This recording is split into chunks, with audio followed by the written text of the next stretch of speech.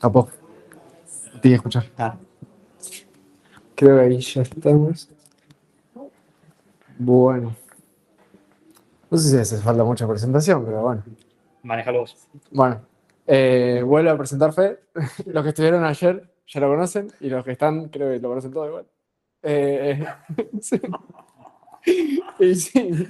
Bueno, hoy fue más risa, la otra vez casi me hace llorar. Claro, bueno. Creo que te va a ayudar. Bueno, Bueno, Fe está haciendo su tesis doctoral. Y como lo mencioné ayer, para hacerlo llorar un poquito, nada, es mentor de muchos de los que estamos hoy en el SEC y nos hizo adentrarnos más a este grupo, a esta formación aparte que te da la facultad, digamos. Y nada, siempre le agradezco mucho por eso y me gusta hacerlo sufrir un poco. Así que nada, te dejo con tu presentación. bueno, muchas gracias, Facu.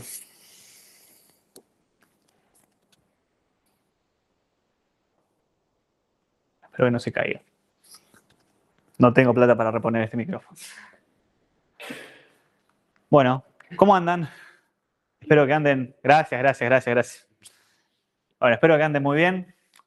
Bueno, nuevamente toca presentar. Espero que disfruten de esta presentación. De vuelta, gracias por estar aquí presentes.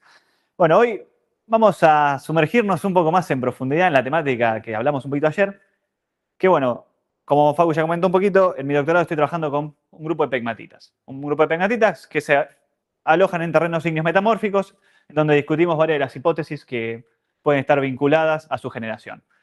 Hoy les traigo un poco la segunda o tercera parte, ya no sé más o menos qué parte es, pero de un trabajo que acabamos de enviar a una revista, Alitos, que estábamos esperando la revisión del mismo. Así que bueno, un poco desde el adelanto y también es parte de un resumen que enviamos a las SEG Conference, que bueno, es un poco un preliminar de lo que vamos a estar contando también en la conferencia.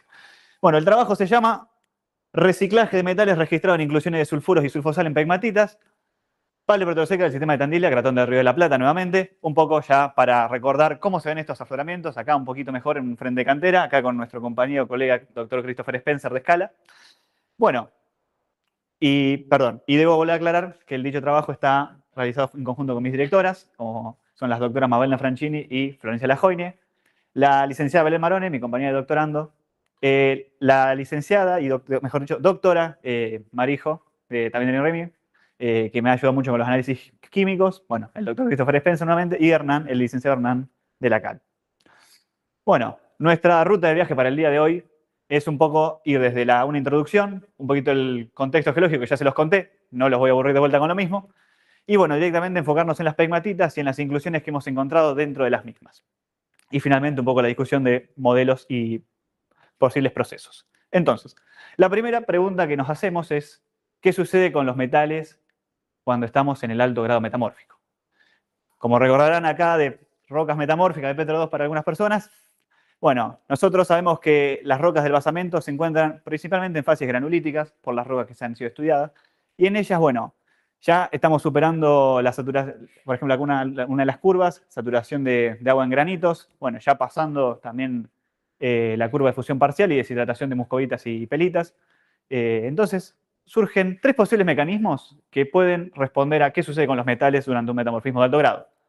La recristalización subsólida, la anatexis de sulfuro y principalmente, que venimos llamando mucho, los fluidos hidrotermales. Bueno, a lo largo del mundo se han detectado varios ejemplos de terrenos metamórficos, algunos de mayor grado, otros de menor en fases esquistos verde, donde, bueno, hay probablemente un depósito mineral vinculado de distinto índole que sufre un metamorfismo sobreimpuesto y esos metales que están presentes en ellos se escapan un poco del sistema y se ubican en otro sector. Algunas menciones que se han visto muchos trabajos de gente de Australia, de Tompkins et al., principalmente trabajando en depósitos tipo Broken Hill, donde ha habido un metamorfismo de alto grado también, bastante antiguo. En Canadá lo mismo, mismos autores. En la India también, al igual que en Sudáfrica, con dos tipos Broken Hill que han sido metamorfizados en alto grado y los metales han sido distribuidos hacia otros sectores y los han estudiado en todos estos casos a través de inclusiones en principalmente minerales silicatados, la mayoría. Y entonces hoy les traigo lo que nosotros encontramos en el cratón del Río de la Plata. Todos estos son los distintos cratones, terrenos metamórficos antiguos. Repaso muy rápido. Tres teorías, tres hipótesis de cómo se forman las pegmatitas. Vale mencionar de vuelta la típica de Cherny de 1991, actualizado 2005 con London. Fusión, fraccionamiento desde un granito parental hacia la pegmatita. Más clásico ígneo, enriquecimiento en incompatibles. Nuevas teorías que hablan de la fusión parcial, ¿en dónde? En donde no aparece un granito parental, sino un terreno metamórfico, el cual empieza a fundir y empieza después a generar por fraccionamiento una pegmatita. Y finalmente nuevas teorías o hipótesis que hablan sobre la refusión de un granito preexistente y próxima generación de pegmatitas. Nuevamente, rápidamente vamos a hablar. Cratón del Río de la Plata. Nos encontramos en los afloramientos más australes del cratón, el sistema de Tandilia. Acá apenas unas horitas. Con una gran variedad de rocas de caja y lo que nos compete en el día de la fecha, para el área específicamente de Balcarce, vamos a analizar las pegmatitas. Un nuevo mapa, un poquito un zoom. Principalmente vamos a trabajar en la cantera La María y en la cantera San Justo, en la Sierra de Bachicha. Son los casos que vamos a tener para este estudio. ¿Cómo se ven las pegmatitas? Acá tenemos algunos nuevos afloramientos. Esto es un frente de cantera donde podemos observar que la roca de caja se trata de un gneiss foliado vertical y que las pegmatitas se encuentran emplazadas de manera concordante, podemos decir, digamos, siguiendo la línea de la foliación, algunas con algún desarrollo un poco más globoso, como que en forma de gota. ¿Qué es interesante acá? Hay algunas pegmatitas que presentan zonación y otras que no. Ayer les hablé solamente de las no zonadas, hoy vamos a hablar de también las que están zonadas. Acá tenemos un poco, también nuevamente, esto es de la cantera El Cristo, donde también observamos grandes volúmenes de fundido formando una pegmatita, desde centímetros, como pueden ver algunas, hasta metros, y con algunas geometrías más en tipo de gota. Acá ya podemos ver algunas zonaciones, que la zonación es bastante particular. Ahora vamos a ver algunas fotos más de detalle y les contaré de qué están conformadas. Nuevamente, volvemos a algunos sectores. Estos son los afloramientos. Van a ver que están apenas delineadas los contornos de las pegmatitas emplazadas en la roca de caja. La roca de caja de todas estas rocas es un gneiss biotítico granatífero, principalmente. En este caso no es tan vertical, pero bueno, podemos observar cómo los distintos fundidos van migrando desde sectores por debajo, más o menos creo que son, en la cantera María son 70 metros de superficie hacia abajo, y hacia arriba podemos observar cómo los leucosomas, las pegmatitas como tal, van migrando y moviéndose. Y acá está uno de los casos más particulares que encontramos. Acá podemos observar, si bien este es un bloque caído, este está justo en afloramiento, tenemos el gneiss, los contornos, esto que son bordes de biotita, que vamos a llamar la zona de borde, y esto que se ve más oscuro es un núcleo con felespato. ¿Qué es felespato? Un felespato negro, que es el mismo que estuvimos charlando ayer, solo que antes estaba en una roca no zonada, estaba todo mezclado. Acá no, acá está más diferenciado con un poco de cuarzo, en algunos casos con algunos granates que quedaron residuales, y todo el sector es este sector más blanquecino, que es otro microclino, pero de color blanco. ¿Con qué? Con turmalina principalmente asociada, cuarzo y algún que otro mineral más. Ahora bien, no nos olvidemos lo que hablamos la semana pasada, escúchenme, ya estoy mal. Lo que hablamos ayer, hablamos de que hay pegmatitas no zonadas. Bueno, acá les traigo algunos ejemplos. Nuevamente, acá observamos ese mismo gneiss biotítico granatífero, pero mucho más foliado de lo que veíamos en las fotos anteriores. Fíjense que acá no está tan limpio, tan nítido como veíamos en las otras imágenes. Y podemos ver en contacto un cuerpo pegmatítico que no sabemos a ciencia cierta qué profundidad tiene, ya que acá ya tenemos el suelo y ya desaparece, entonces no sabemos la continuidad. Cuando le hacemos un zoom, acá les presento el microclino negro. Principalmente que va a ser nuestro objeto de estudio para las inclusiones. Y por otro lado, podemos observar la pegmatita zonada que les mostré, y acá podemos observar. Este es todo el sector, es de biotita, está lleno de biotita, con cristales muy grandes y una matriz súper fina, que no se puede detectar simplemente de ojo desnudo qué minerales hay. Y un felespato de color blanco que alcanza 10 hasta 30 centímetros en algunos casos. Por otro lado, tenemos acá la roca de caja del gneiss, un sector muy delineado de lo que podría ser una zona intermedia o de microclino blanco con turmalina, y el felespato de color negro en el núcleo. Entonces, yo ya les conté que hicimos geoquímica, que hicimos inclusiones fluidas, que hicimos petrografía, hicimos un montón de cosas. Hicimos isótopos. Bueno, hoy vamos a hablar un poco de la petrografía más rápidamente y nos vamos a meter en técnicas de química mineral principalmente, como son la microscopía electrónica de barrido con EDS acoplado para saber de manera semi-cuantitativa al menos qué composición tienen estas inclusiones que les vengo hablando, que todavía no les mostré ninguna, y espectroscopía Raman para tratar de reconstruir la fase mineral que está presente y sumarle un dato más a el EDS que tenemos semi-cuantitativo del microscopio electrónico. Acá les muestro el Raman del Sequinor, acá nomás, acá a la vuelta, y bueno, nuestro laboratorio de petrografía e inclusiones fluidas. Microscópicamente, algo ya les conté y vamos rápidamente con esta parte, para las no sonadas, ¿no? El microclino, las texturas mirmequíticas, y acá un poco de detalle. Cuando vamos a esta superficie del microclino, observamos que tienen distintas pertitas y estos puntitos que ven de color más negro, bueno, empezamos a trabajar con la petrografía y ver que eran opacos. Entonces, ¿qué hicimos?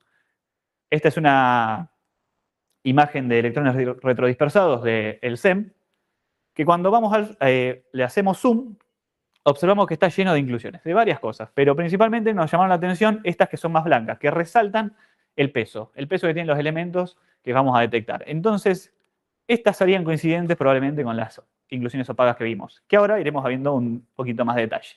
El tamaño, fíjense, esta escala es de 20 micrones, muy chiquito. O sea, fíjense el tamaño de la escala, el tamaño de la inclusión. Estamos hablando de un super zoom. ¿Cómo se ven cuando empezamos a aplicar mapeo de elementos con el EDS?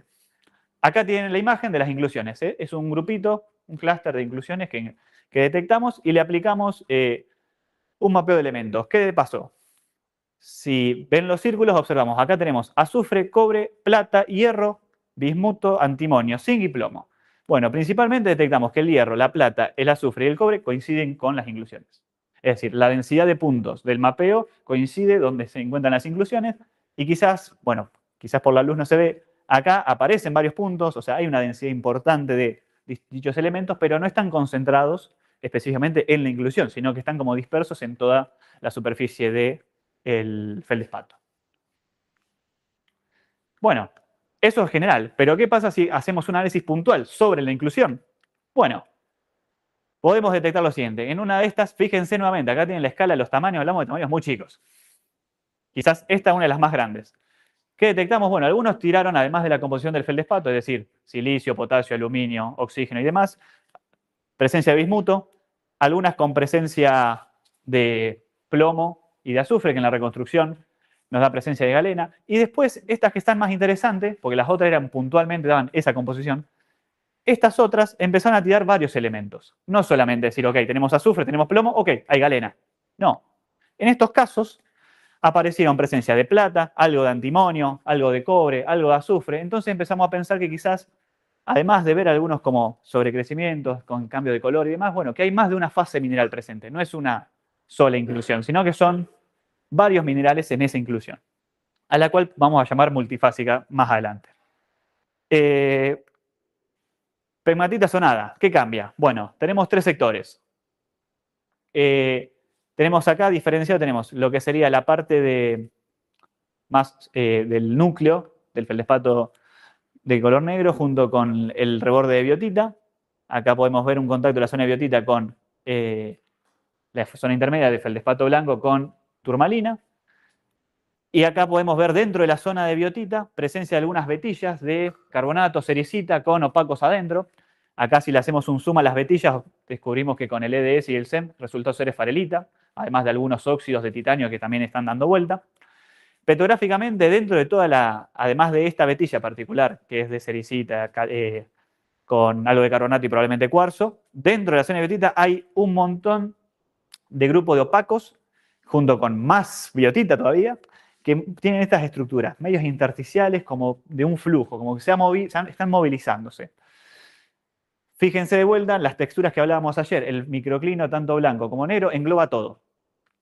Acá adentro tenemos un cristal de biotita, un cristal de granate, algunos accesorios que son estos que resaltan más, todos que están englobados dentro del cristal. Es decir, el feldespato se estuvo comiendo a todo el resto de los minerales. ¿Y solamente a los silicatos que venimos charlando? No. Dentro del feldespato, hoy les hablé que eran nanométricas. Pero dentro del microclino blanco encontramos este grupo de sulfuros que los pudimos observar, gracias a Dios, con el microscopio calcográfico, porque hasta entonces estábamos un poco haciendo una búsqueda ciegas. Fíjense acá la escala, se puede ver un poco más, y empezamos a notar que había varios tipos de sulfuros presentes. Entonces dijimos, bueno, hagámosle CMDS. Algo de calco le hicimos, pero realmente son muy chicas las inclusiones y detectar qué sulfuros eran se complicaba un poco. Mapeo de elementos. El grupo de sulfuros con esa morfología detectó cobre, acá en azul. Bueno, acá no se ve, es la plata, que también coincide bastante, un poco más distribuida, más diseminada. No coincide tanto, pero bueno, sí el azufre y el cobre. El antimonio, que está ahí un poco disperso. Hay algunas fases accesorias que ahora vamos a ver que responden al antimonio. El arsénico presente, mucho en la biotita, pero bueno, algo también en la zona con los sulfuros. Y el hierro presente también por la biotita y en los sulfuros. Bueno, la imagen no hace gran alusión, pero es una imagen de electrones dispersados que ¿qué muestra? Dijimos, bueno, vamos a tomar, hicimos muchos análisis, unos 30, 35, solamente de este sector. ¿Qué detectamos? Bueno, en los picos acá se observan algunas que tienen que ver con sulfuro de cobre y hierro, es decir, bastante más simple de lo que pensábamos. Y después algunas más complejas. Algunas que presentan oro, pues de repente apareció el oro, y otras que tienen plata, cobre, arsénico, antimonio, y empezaron a aparecer las tierras raras, lantano, neobio y un montón de cosas más. Resulta que después detectamos que también en ese grupo de inclusiones, además de todos los sulfuros que vimos, hay fluorita, algo de fluorapatita y minerales cada vez más raros. Es decir, que aprovechó bastante. Y lo que en la bibliografía, cuando vemos este grupo clúster de sulfuros, se le dice tipo pocket, como es un mini bolsillo de sulfuros todos juntitos. Y no solo esto, no solo están agrupadas, sino que en algunos casos tenemos, agregué esta que es más aislada, el centro es de molibdenita, es molibdeno y azufre, 80%, bueno, no está el difractómetro, pero bueno, más o menos entre un 50 y 50, literalmente la composición es una molibdenita casi pura. Pero bueno, interesante que los rebordes eran un sulfuro de hierro, probablemente pirita, podría ser tranquilamente. Pero no nos alcanzó. Fuimos más en profundidad e hicimos el Raman. Acá es la imagen Raman, fíjense, ¿no? Tenemos 4 micrones. Estas son las inclusiones, ese grupito de inclusiones que yo les mostraba, que en esto dentro de lo que sería el feldespato de color blanco. Bueno, resulta que, fíjense, tiene un núcleo que tiene una coloración más blanca, algo más negro, rodeado de un color más amarillento, bastante marcado. Bueno, acá es un tipo de esquema que hice a mano a partir de la imagen para resaltar un poco más esas relaciones entre texturas y colores. Y acá los resultados del Raman. Los puntos dentro de cada una de las formitas de cada inclusión resultaron tirar todos este hermoso conjunto de minerales. Cobalita, calcopirita, pirita, en algunos casos con arsénico, arsenopirita, algunos con más, algunos con menos. Es decir que el sistema parece tener principalmente arsénico, cobre, hierro, azufre y probablemente más cosas como bueno, el molibdeno que vimos separado, la plata y demás. Pero esas fueron las que pudimos detectar, por lo menos con espectroscopía Raman, que hicimos también unos 30 análisis más o menos de distintas inclusiones. Pero bueno, estos dentro del grupo que les estaba mostrando. Entonces, yo les conté hoy que había 3 grandes mecanismos que invocamos para decir, ok, yo movilizo los sulfuros en un terreno ígneo metamórfico. Bueno, la anatexis de sulfuro. Ya que hablé de anatexis, hablé de la posibilidad de mover, de formar pegmatitas por fusión parcial, dijimos, bueno, analicemos, ¿qué vemos? ¿Qué tiene o qué esperaríamos ver en una fusión de sulfuros? Bueno, una morfología redondeada, es decir, que probablemente esos sulfuros existían, probablemente se funden y luego precipitan como una gota, o como quizás hablamos un poco ayer, una inclusión fundida, es decir, un relicto no solamente de un fluido, sino de un fundido. Bueno, texturas simples o multifásicas, es decir, no hablamos de algo que simplemente había algo y lo movilizó, sino que hablamos de texturas más complejas con varios tipos de minerales presentes, no es algo puntual de una composición. Además de cómo está, ¿no? Recuerden que en los feldespatos oscuros aparecía diseminado en todos los cristales, muy chiquitito. En este caso, los feldespatos blancos eran más grandes, las podíamos ver. ¿Dónde están entrampadas? Bueno, a nosotros principalmente en feldespato y cuarzo la encontramos. Los casos que les contaba, algunos han encontrado en granates y también en cuarzo y en feldespato, pero un poco en un mineral que responde a un fundido o a una composición más silicatada, digamos. Texturas de reacción, bueno, vimos que hay algunos bordes, hay algunas texturas que quizás respondan, pero bueno, que no haya deformación de las inclusiones, ¿no? Esa forma de gota que no esté estirada, deformada o que esté vinculada a algún otro tipo de estructura que diga, no, acá pasó. Químicamente, hablando de lo que se dice el LMCE, que son Low Melting Calcófilos, elementos calcófilos, digamos, de bajo punto de fusión, que es decir, que las inclusiones enriquezcan esos elementos, por ejemplo, en plata, bismuto, antimonio y arsénico. Y obviamente que el sistema sea cerrado, porque si no, se empiezan a entrar otros jugadores al partido. Bueno, otros mecanismos, recristalización sólida. Es decir, no invocamos ni a un fluido ni a un fundido, es todo en estado sólido, típico más del metamorfismo. Bueno, que quizás sean más intersticiales, más irregulares, por lo menos desde el punto de vista de la teoría se esperaría ver eso. Quizás que estén vinculadas a foliaciones o estructuras en relación a una recristalización. Bueno, que haya un reequilibrio, es decir, necesitamos un precursor, es decir, un sulfuro preexistente, que pueden aparecer en algunos unos metasedimentos, en algunas rocas básicas, y que eso recristalice. Bueno, texturas de borde, que algunas vimos que pueden existir, que puede haber, pero bueno, algunas texturas en poros o disolución, o sea, observar que esos sulfuros se disuelven y empiezan a formarse en algún otro sector. El fraccionamiento realmente es un poco quizás más limitado, no sucede el enriquecimiento que veíamos de bismuto, antimonio, arsénico y demás. Y bueno, que sea algo también un poco más localizado, ¿no? Si vos tenías eso preexistente ahí, no va a migrar y se va a ir a otro sector. Y finalmente, fluido hidrotermal. Bueno, que haya vetillas, algunas vimos, ¿no? Pero que haya principalmente vetillas que respondan a temperaturas de un fluido más hidrotermal, quizás que haya algún tipo de reemplazo, fracturas, alteración. La verdad que zonas de alteración nosotros no observamos. Algún control más estructural y, bueno, fracturas que estén quizás más conectadas. Bueno, esas son un poco lo que deberíamos esperar para cada uno desde el punto de vista de la teoría. ¿Pero qué vimos? Un poco en esta presentación y bueno, las inclusiones son irregulares, pero son bastante redondeadas, podemos decir. Podemos decir que son redondeadas a subhedrales. ¿Dónde están? Están en un microclino, es decir, un mineral que responde a una fase pegmatítica o más típico de un fundido diferenciado. Hay algunas que son de una sola fase, hay algunas que son con muchos minerales. Bueno, justamente lo que le decía, no parece haber un control estructural de las inclusiones o del microclino como tal, sino a nivel más pegmatítico podemos evaluarlo. Los tamaños de grano, bueno, varían desde nano a micrométricas, no están rellenando cavidades, no están rellenando un poro, simplemente están dentro de un cristal. Bordes de reacción, bueno, algunos rebordes como les contaron en la molibdenita, quizás en ese zoom que le hacíamos a las multifásicas, pero sin mucho más rango tampoco de alteraciones, tipo típicas de algo más hidrotermal. No hay una elongación de las inclusiones, parecen estar bastante euédricas a subédricas. Hay un poco de ese enriquecimiento porque vimos que había bastante, o sea, dentro de las inclusiones había presencia de otros elementos como el bismuto, el arsénico y demás.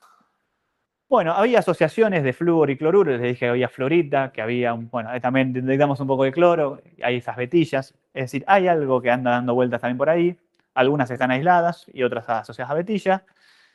Y bueno, después lo que hablamos un poco desde el punto de vista de la morfología y demás, pareciera cerrar. Ok, ¿con qué? ¿Con qué cerramos? Con las posibles conclusiones. Creemos, a priori, con lo que tenemos y con lo que hemos estudiado hasta el momento, que el mecanismo que mejor se ajusta por terreno, contexto geológico, estudio del área, sabemos que existen sulfuros en las rocas preexistentes, en algunos neises productos de rocas más básicas. En algunos metasedimentos también hay algunos sulfuros que han sido detectados, en algunos diques básicos también que podrían ser coetáneos con las pegmatitas. Es decir, ¿hay metales en el basamento? Hay metales en el basamento. ¿Hay en cantidad? Por supuesto que no. Fíjense que estamos hablando de que lo que nosotros encontramos de manera indirecta es micrométrico, nanométrico. Pero bueno, aún así le damos la importancia que tiene decir por qué tenemos un sulfuro dentro de un microclino. Entonces, bueno, creemos que en ese sentido y en este aspecto y lo que les mostré hoy, lo que más se ajusta es la anatexis de sulfuros. Es decir, que probablemente durante la fusión parcial, que sabemos que es amplia en lo que les mostré ayer y hoy, probablemente esos sulfuros hayan entrado en el circuito de los fluidos, mejor dicho, fundidos, y lo hayan redistribuido a otro sector, similar a como pasa en Australia, en Canadá y en otros lugares del mundo, como les mostré al principio. No obstante, como ayer hablamos, que probablemente hay una fase fluida presente, y lo hemos visto con las propiedades, con las características de las vetillas, los sulfuros, que justamente es interesante que solamente la esfarelita es la que aparece con una vetilla. Bueno, hay fluidos hidrotermales quizás un poquito más posteriores, controladas texturalmente por foliaciones y demás. Bueno, principalmente eso, no tanto la recristalización subsólida, y después que, bueno,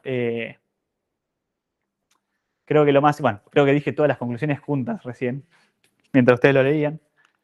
¿Y qué es lo que me parece muy importante resaltar con esto? Es que, bueno, que estas pegmatitas podrían representar uno de estos primeros casos, donde queda encapsulada ese fundido o ese fluido con sulfuros, con metales, en un sistema más anatéctico. Como muchos otros ejemplos que le mostraba hoy, bueno, probablemente haya sido quizás el primero que se detecte acá en el cratón del Río de la Plata y en el sistema de Tandilia. Y bueno, dando un poco la importancia a lo que es este reciclado de la corteza, como les hablé ayer un poco de cortezas más juveniles, cortezas menos juveniles, y cómo entran en juego ahora desde el punto de vista metálico, la distribución de dichos elementos en terrenos cratónicos antiguos. Entonces es importante de saber que si quizás ven algo parecido a esto, bueno, poder sospechar de que hay un reciclaje de metales cercano. Como les dije ayer, este equipo de trabajo les agradece y viene el chivo del CM. Por favor, sigan nuestras redes del Instituto de Recursos Minerales, por favor. Nos hacen un gran favor para, bueno, mostrarles un poco todo lo que quizás muchos tefelistas, muchos pasantes y también doctorandos e investigadores les han mostrado alguno en estas charlas. Lo estaremos tratando de subir lo más posible para que lo puedan ir chusmeando en las redes. Nuevamente, hoy les presento a Meli, le agradecemos un montón. Quizás falta Marijo en esta foto, tarea pendiente para la próxima. Bueno, un poco el spoiler de ayer ya está hecho, pero le quiero agradecer al Student Chapter, como siempre, por estos espacios, que me parece que suman un montón. Y, como les dije ayer, esto es en conmemoración del Día del Geólogo y de la Geóloga, entonces, feliz día para todos ustedes.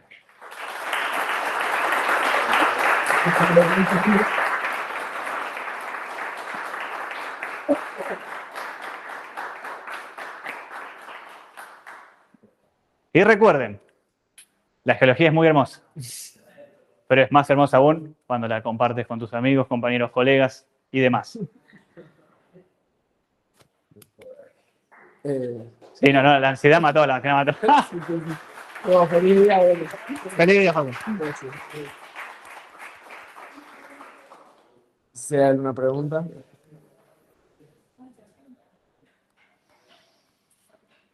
Preguntas.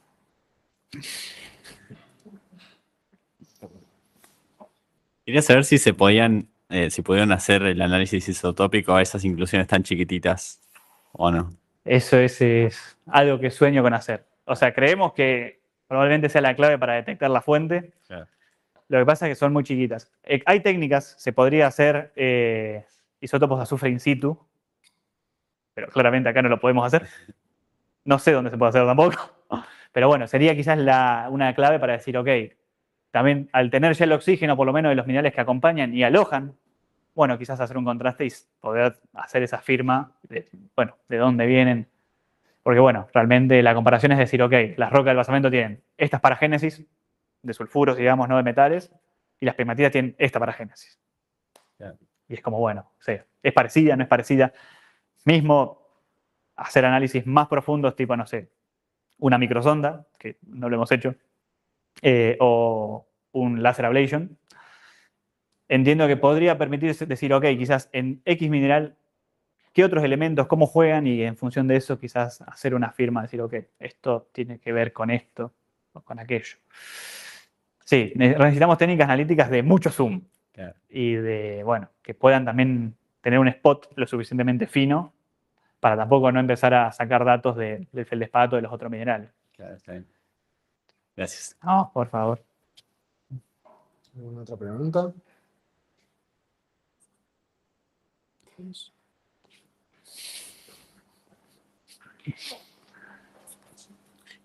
Muchas gracias por la presentación y por la explicación de esos microclinos tan extraños. ¿Qué implicancias puede tener como para entender pegmatitas en otras partes del mundo, como el poder entender esta anatexia de sulfuros, como que cómo podría aplicarse en otras pegmatitas o qué podría implicar en general? Es una muy buena pregunta. La mayoría de los casos, por lo menos que quizás algunos ya le dicen leucosomas, algunos le dicen más pegmatita de los ejemplos que hay, es como para buscar nuevos sectores de mineralización. Tipo, vieron que, por ejemplo, me acuerdo en el tipo Broken Hill, creo, de Australia, que es bastante rico en zinc y plomo, vieron que para buscar nuevos sectores se basaron en estas pegmatitas para decir, ok, esto migró para allá y el plomo y el zinc se empezó a acumular acá. Digamos, un poco la ilusión que queremos un poco plantear también es de, ok, quizás si ven cosas parecidas, probablemente decir, quizás en ese sector donde está es porque, por un lado, hay una fuente, que eso no lo dije, quizás todos estos casos tienen una fuente, o sea, tienen un depósito mineral de distinta índole, la mayoría tipo Broken Hill, y acá no. Entonces, bueno, es un poco paradójico ver qué onda. Entonces creo que es eso, es saber que si tenés o una anomalía en la coloración o empezás a tener minerales que tienen inclusiones con metales que están vinculados a procesos de migración, como puede ser anatexis o podría ser algo más hidrotermal, pero por lo menos para terrenos metamórficos donde hay anatexis, quizás decir, ok, quizás acá haya algo más que no estamos viendo y que está guardado en la pegmatita.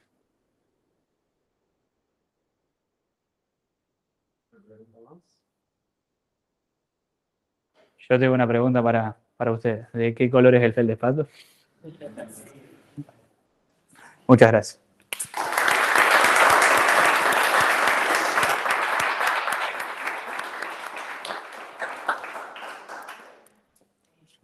Pasemos. Sí, por favor. ¿Sabes?